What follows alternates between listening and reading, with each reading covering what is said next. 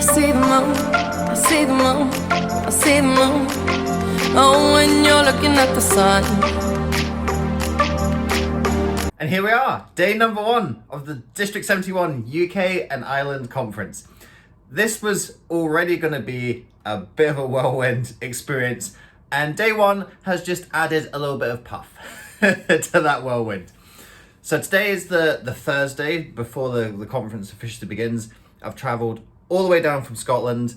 I'm competing in the evaluation contest tomorrow on the Friday, and then Saturday morning I'm heading all the way back up the road, and I'm going to pick up my wife from the airport. She's been in Australia for 3 weeks and I haven't seen her. So very much a whistle-stop tour, lots of travelling about in a short period of time. And then today, to get things started, had a nice train cancellation.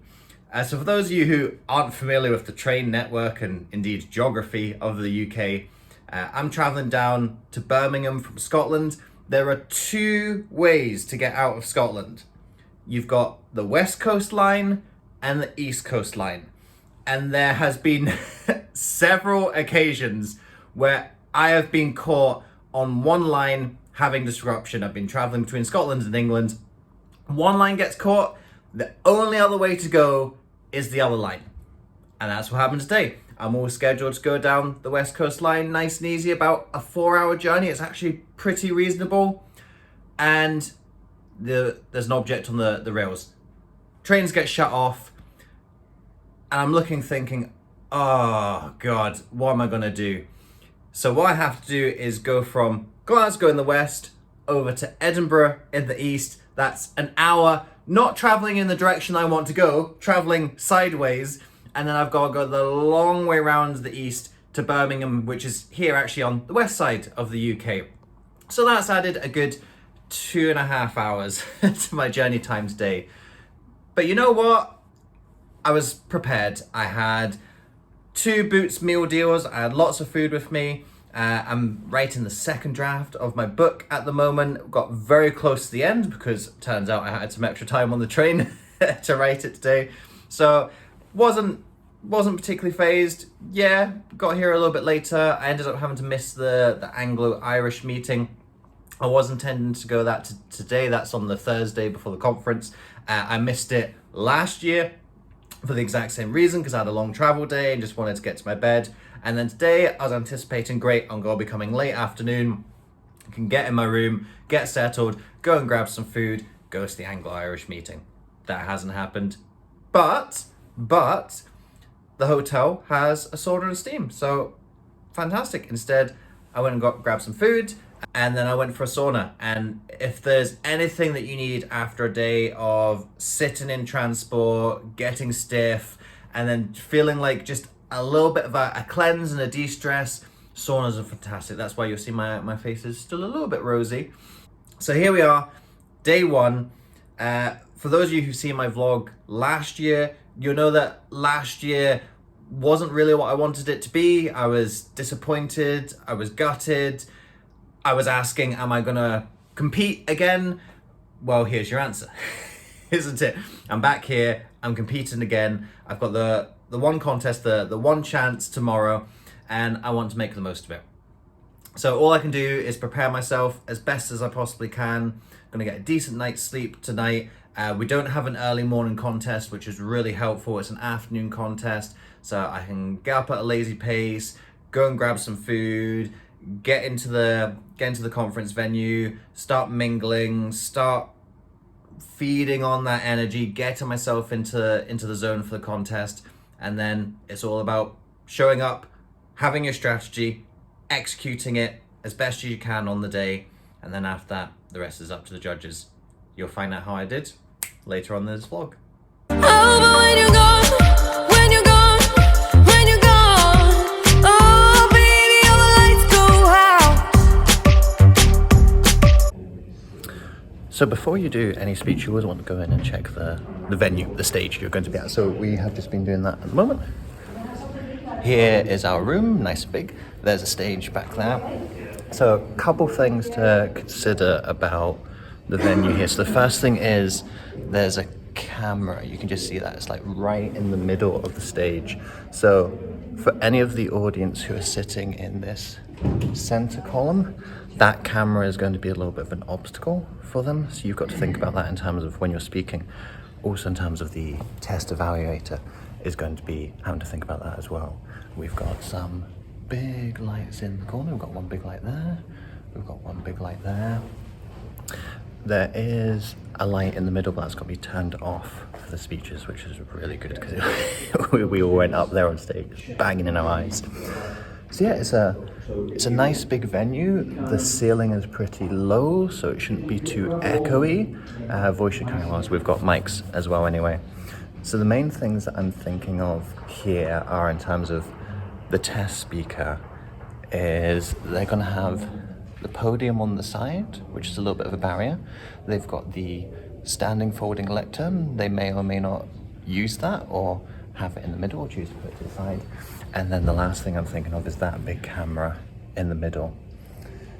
So just kind of sitting here, get my bearings. I've chosen a seat that I think is going to give me the best view of the stage. I didn't want to sit in that center column because I'm going to be bang behind that camera. I'm going to miss things. I didn't want to sit too close because I want to hear the quality of the audio. I want to get a bit more of a holistic view of how much they engage in the audience.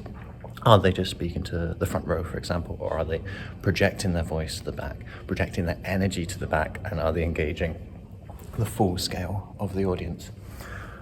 Overall, I'd say there's not too many considerations of this room. I've been in some weird and wacky venues with all sorts of things going on. This is a built for purpose conference room, and it very much largely fits that purpose. There's a few idiosyncrasies to think up. We have just under an hour until until the contest starts, so I'm just gonna go back to my room. Actually, I'm gonna try and stay cool. It's quite a hot day today. There's some other workshops and sessions that are going on just now, so if I see anyone in the corridors, I might have a little chat. Otherwise, it's more kind of getting into my own headspace, getting ready, getting prepared to show up for game day. 'Cause I could be the one.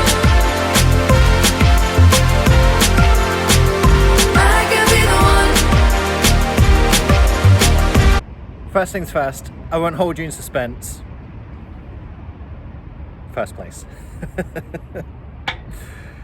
And I've got to contextualize this. I've been thinking about how to start this part of the vlog, and I thought, will I make this like teachable? I was thinking about kind of dissecting the speech that we watched and the points I evaluated, and I might do that tomorrow in a vlog. I'm traveling tomorrow. I don't know if I will, and I figured if I don't get the chance to do two parts of this vlog, if this is the last thing that I do in the vlog, I want this to be the last thing, because this has been something that I've been aiming for a long time. The UK and Ireland champion in a speech contest. I've been doing this contest for the last 5 years now. 21, 2, 3, 4, 5. Every year I've come here in at least one contest, sometimes more than one contests. I have been knocked out of 4 semi-finals. I've gone to 3 finals. I've not placed. I finished 3rd. I finished 2nd. That first place has eluded me. And there's been plenty of times where I've come and I've thought I was the best speaker, had the best speech, or at least was one of the best speakers, had one of the best speeches, and didn't feel that I'd got where my hard work and my performance that I felt should have got me to. And if you watch my vlog from last year for 2024, I was so devastated by that. I'd put so much work into that speech, and it was a speech that I was planning not just to take to the UK and Ireland finals and finally get that first win.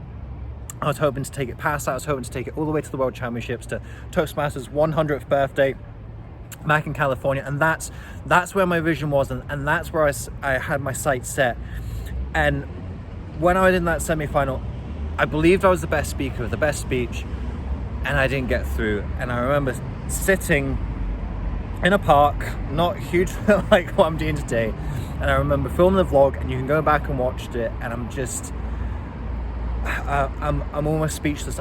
I don't know what to say. I don't know how to process it, and I was really thinking about giving up. I was really thinking about every year I'm putting in this work.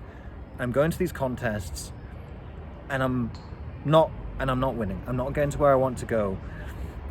And what was frustrating for me was, it wasn't that I felt I wasn't capable of winning. If I was showing up and going, okay, they're better speakers, it was knowing that I was capable and not quite getting there.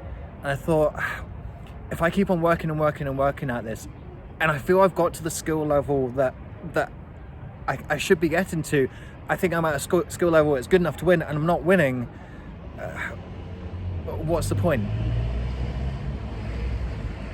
And I thought, and I reflected, and I realized, because I felt I had that skill level, because I thought I was capable of winning, I knew I needed to keep going. I knew I owed it to myself to go, okay, if you've got the skill level and if you're capable of winning, can you go out and do it?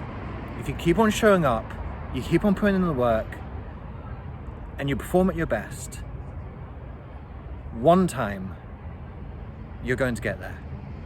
But you don't get there if you quit. And I nearly quit last year. I'm so glad I didn't quit. I'm so glad I didn't quit. And this is very much a whistle-stop tour. I'm not here for the full conference.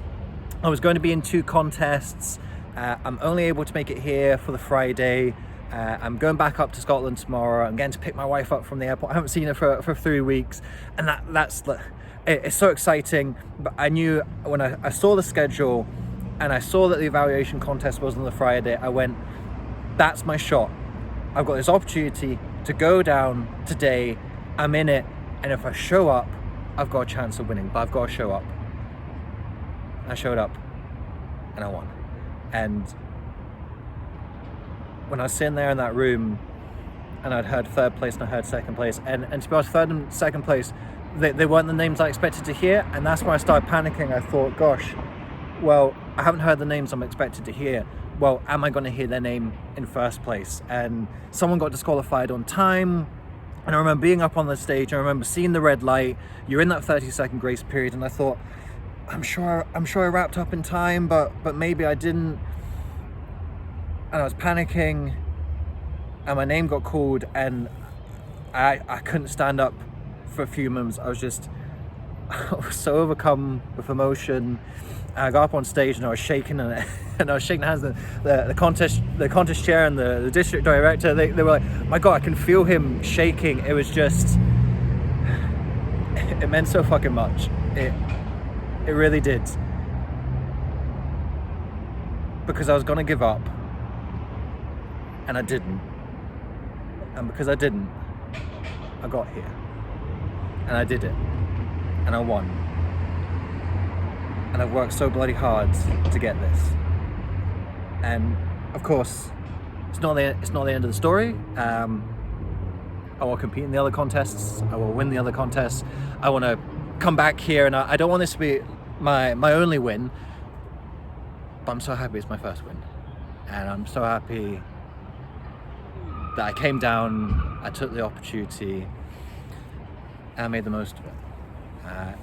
It's been lovely seeing people today. I've had the opportunity to speak with people, and like, and in a weird way, I'm really happy with the celebration, but I'm also like, I'm kind of sad at the same time, because I know I'm leaving tomorrow, and this could have been, it will be a great weekend. It could have been a great weekend here of having that and getting to relish and savor the weekends with everyone else, to see the other contests, to cheer on the other Scottish competitors. I would have been in a contest on Sunday if I was here. But hey, that's another year, another time. I'll be back. I'll be competing again. And I'll have a title to defend next year. And I'll have 3 more titles that I'm trying to win as well.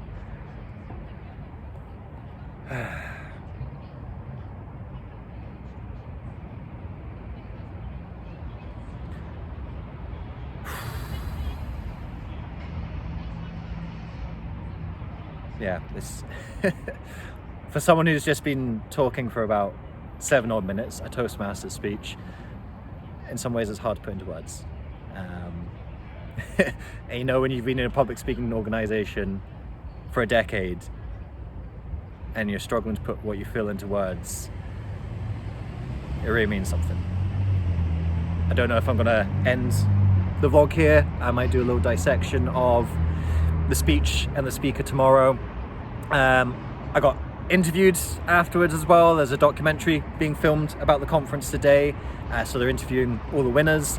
So gosh, it took me about 2 hours to get out of the conference room after the after the contest. I was speaking to loads of people, sharing the journey, sharing the story. Did the interview as well, so I'm hoping to get a copy or a link to that when it's all ready. I can share that as well. I'll be talking a little bit more about the experience itself. I may talk about it as well tomorrow, but just in case I don't, I wanted to have this emotion expressed today, guys. The sun's pretty much set now. It's been a long day. It's gonna be a long day tomorrow for the traveling. But so worth it. I'm so glad I didn't quit. I see him blue, I see him blue, I see him blue. Oh, when you see everything in red. And here we are on the long way home. I'm at the first station, one of only a couple today, and hopefully not as long a train journey as Thursday was. I thought I'd take this opportunity, seeing as I've got the platform to myself and I'm waiting for a train for a little while. I thought I would break down a little bit more, I guess, the teachable moments of the evaluation win yesterday. You'll seen the last clip on the vlog was more just the raw emotion of it. So breaking down the day a little bit more, saw the speaker, her speech was on, she was a teacher and then she started teaching a class for students with learning disabilities, and she talked about her kind of struggles and triumphs in this, and the speech was called The Best of Times, the Worst of Times, quoting the Charles Dickens.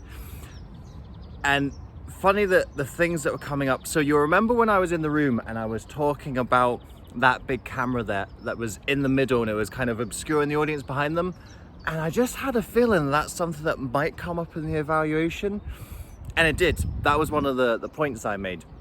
So we watched the speech. I was third in the speaking order, so not too bad. I probably would have preferred a little further ahead, but I was glad I wasn't 1, I was glad I wasn't 2. 3 is kind of the lowest number I was happy with, especially in a 9-person final. You don't want to get lost at the beginning or at the end.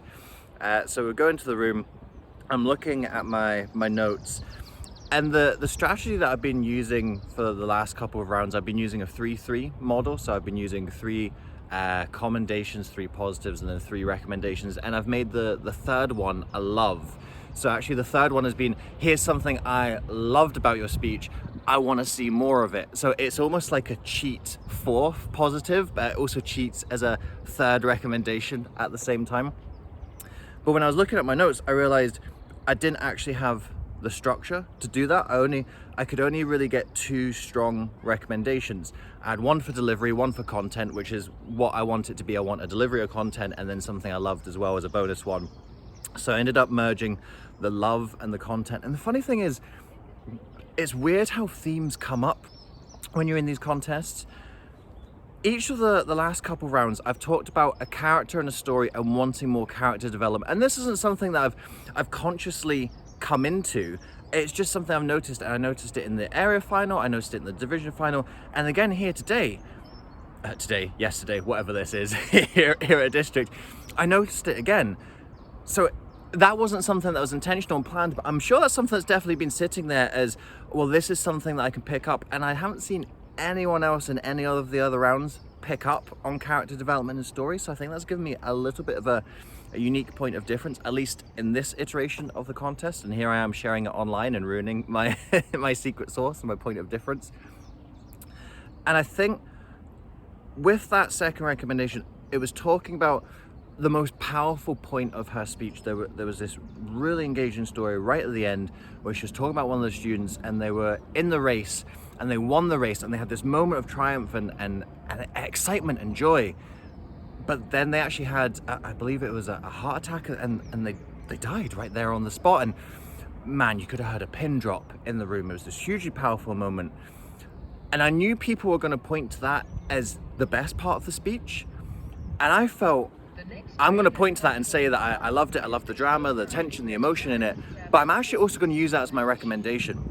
And that takes a little bit of courage. So I'm getting I'm getting heckled by the train announcer here. And that would take a little bit of courage to pick out the best part of the speech and say, actually, this is what I want you to improve. So I decided that was going to be my format. I was going to use a 3-2 formula, and my love and content was kind of going to get mixed up. I was going to say, look, here's the best part of your speech, but I think there could be some more character development. So funnily enough, the student in this was also called David. Again, a nice little bit of harmony and ring in there. And I said, I wanted to hear more about David. I wanted to hear about his values, his goals, his personality, so that we can celebrate the life of David rather than just mourn his death. And the other point that I made first was about the delivery. So remember I said about the camera? I said, so the speaker was standing mainly in front of the center of the stage, and there was a little bit of sideways shuffling, but a lot of the time that camera was bang in front of them, so the audience behind weren't getting that benefit. So I said, well, what you want to do is you want to use the stage, and that way you're going to circumvent that obstacle. You're going to have the opportunity to speak to those different parts of the audience. I gave a suggestion about how she could have an emotional timeline. So starting off by anchoring negative emotion and challenge on the right side of the stage, audience left, and then moving into that moment of celebration and triumph on the audience's right-hand side of the stage, the left side of the stage. I delivered all my points how I wanted to. Third was about the right amount of time, enough time to put it together, visualize it a few times in my head, went into the room, walked up on stage, and it pretty much went as I visualized. So I said, okay, right, that's it, good, I've done it, I've got, that was the best performance I could have done with the material. Now we'd actually see how we go. I think looking back on it and looking at what I did, I think I just said different stuff to the other people. I started with a little joke. The speaker talked about helping students to make toast, and I was like, we're in Toastmasters. So I actually wrote that as a point I was thinking about. Well, I would have liked to have seen her make a joke on that, and it was going to be one of my recommendations, but it was a bit of a weak one, and I didn't use it in the end. So I thought, well, if I'm not going to offer it as a recommendation, I'm going to make the joke. I'm going to joke about toast and Toastmasters. So that was my opening line. It got a decent laugh. It wasn't like a rip-roaring laugh, but it got a good laugh. It was an easy win. It's a low-hanging fruit joke. So I started with that joke, and I don't think anyone else that I saw really had like a punchy start like that. And then the recommendations I gave, or the positives I gave, we talked about a lot of the same things, to be honest. There we go. Got a little bit of, you can see this isn't a green screen. This is the real thing.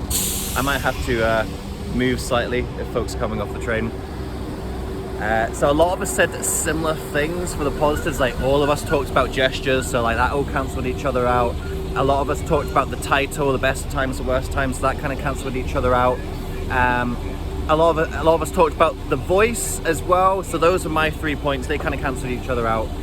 But I didn't see anyone really talk about movement in a thoughtful, deep way. I heard a couple of people say like, you could have moved around the stage a little bit more, which, yeah, it's a recommendation, but I pointed out a specific area about where she could have moved and why that movement would be defective. So I think that helped me stand out. And then everyone else talked about the powerful story at the end, but no one gave a recommendation on that powerful story. Nobody gave a recommendation about character development and storytelling. So again, I think that helped me stand out. And then for my ending wasn't the punchiest ending I've ever done. It wasn't like the first time I won the Scottish Championships and there was that pillar in the middle of the stage and I walked around it like a stripper at the end. It wasn't anything that I've done like that before. But I ended with, if she does all these things, then she can make this speech the best of speeches. So I was able to work that title back in. So I had a decent opening, not a hugely punchy ending, to be honest. I didn't think it was anything special, but I think the meat of it was those 2 recommendations that I think were a lot deeper and more specific than the other contestants that I saw did. Obviously I didn't see the first 2, So that's a little bit of a breakdown into the process of how I went about it, what I think was the point of difference in helping me win. So yeah, I'm just going to savor and enjoy it today. It's just a beautiful sunny day. Look at that, no cloud in the sky, amazing. So yeah, enjoying the sun. Ironically, I'm gonna be sitting on a train most of the way back. Speaking of trains, I think that's my train coming in now. So that's a good time to end the vlog and a good time to head on home with a trophy in the suitcase.